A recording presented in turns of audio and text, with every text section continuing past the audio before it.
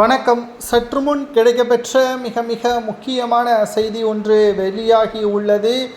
மதுரையில் உதயநிதி அவர்களை விரட்டியடிப்பதற்கு காரை வழிமறைத்த அப்பகுதி மக்கள் மீண்டும் திமுகவின் ஆட்சி தேவை கிடையாது, 5 ஆண்டுகளில் சொன்ன வாக்குறுதியை முழுமையாக நிறைவேற்றிவிட்டீர்களா, எந்த முகத்தை வைத்து ஊருக்குள் வாரீர்கள் என்று கேட்கின்ற ஒவ்வொரு கேள்விகளும் ஸ்டாலின் அவர்களது முகத்திலும் உதயநிதி அவர்களது முகத்திலும் அச்சத்தை ஏற்படுத்தும் விதமாக அமைந்தது.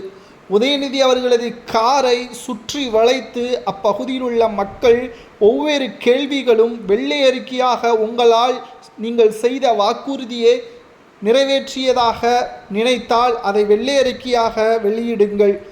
சட்டசபை தேர்தல் நடைபெறுவதற்கு இன்னமும் 58 நாட்கள் மட்டும்தான் உள்ளது.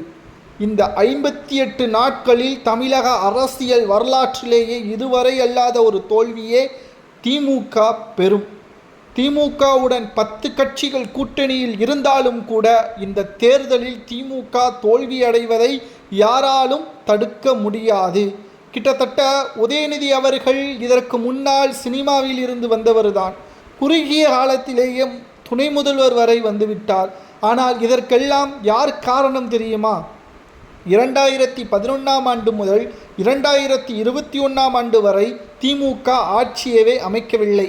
ஆனால் களத்தில் 2015ஆம் ஆண்டிலிருந்தே களத்திற்கு வந்துவிட்டார் ஸ்டாலின் அவர்கள். ஒவ்வொரு ஊருக்கும் சென்று சிறுபான்மையினர்களது ஓட்டுக்களை பெற்றார். கிட்டத்தட்ட அமோக வெற்றி என்று திமுக நினைக்கிறது 2021 சட்டசபை தேர்தல். ஆனால் வெற்றியடைந்ததோ 3.5% வித்தியாசத்தில்தான், சுமார் 3.5 லட்சம் வாக்கு வித்தியாசத்தில்தான். அதுவும் அதிமுகவின் உட்கட்சி மோதலின் காரணமாக சசிகலா டிடிவி தினகரன் பிரிந்து கிடந்ததன் காரணமாகத்தான் திமுக வெற்றியடைந்தது.